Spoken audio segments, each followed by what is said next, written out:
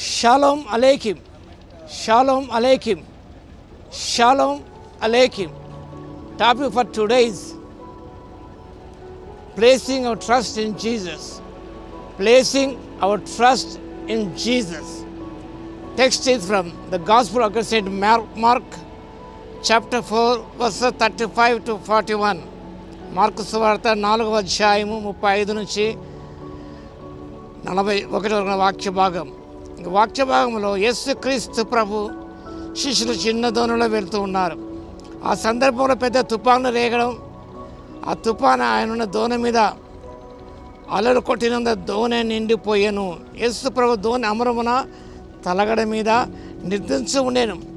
ఆ సమయంలో వారు బోధకుడా మేము నశించిపోతున్నాము, నీకు చింత లేదా ఆయనతో అన్నారు. ఆ సందర్భంలో గమనించినప్పుడు యేసుక్రీస్తు ప్రభు ఆ దోణిలో ఉన్నాడు, కానీ దోణి అలల చేత కొట్టబడుచున్నాడు, దోణి నీళ్ళ చేత నిండిపోయి ఉన్నది. Fasting the disciples are the followers of Jesus Christ. శిష్యులు యేసు ప్రభు అనుచరులు. They are following Jesus. Jesus was with them and disciples were with Jesus. ఆ సందర్భంలో గమనించినప్పుడు ఈ పెద్ద తుఫాను చెలరేగినది. Even followers of Jesus have problems. ఈ సత్యం గమనించాలి. Even believers of Jesus have problems in lives, in our lives. శిష్యులు కూడా మనకు కానీ విశ్వాసులకు కానీ జీవితంలో సమస్యలు ఉత్పన్నమవుతాయి. No one is immune from trouble, no one is immune from problems. ప్రతి ఒక్కరు ఫేస్ చేయాల్సిందే. Even though they are following Jesus, they were in a tempest, they were in chaos. వాళ్ళ సందర్భం ఎదురవుతాయి. కానీ ప్రత్యేకత ఏమంటే దోణి వాక్యభావం చూస్తాం, అలల వలన నిండి ఉండెను.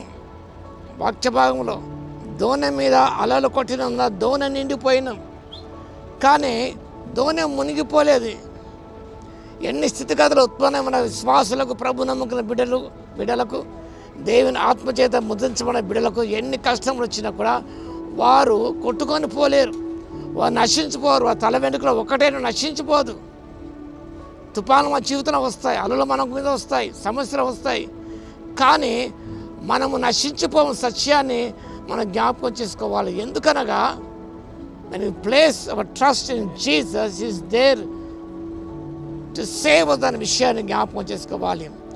Don't panic if Jesus is silent. ఇలా తుఫాను రేగుతున్నప్పుడు, అలల చేత కొట్టబడుతున్నప్పుడు జీసస్ వాజ్ సైలెంట్.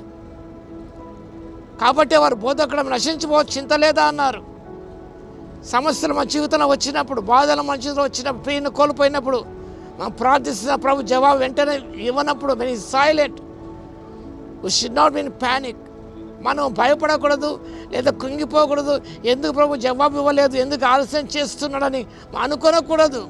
హబక్కూకు ఇదే పరిస్థితి ఏర్పడింది. ప్రభు వై ఆర్ సో సైలెంట్, ఇలాంటి ఘోర కృత్యాలు జరుగుతూ ఉన్నాయి, వై ఆర్ సో సైలెంట్ అని హబక్కూకు ఆక్రందన చేసినట్టు, ప్రార్థించినట్టు వాక్యం మనం చూస్తాం. కాబట్టి మనం ఆ రీతిగా ఉండకూడదు.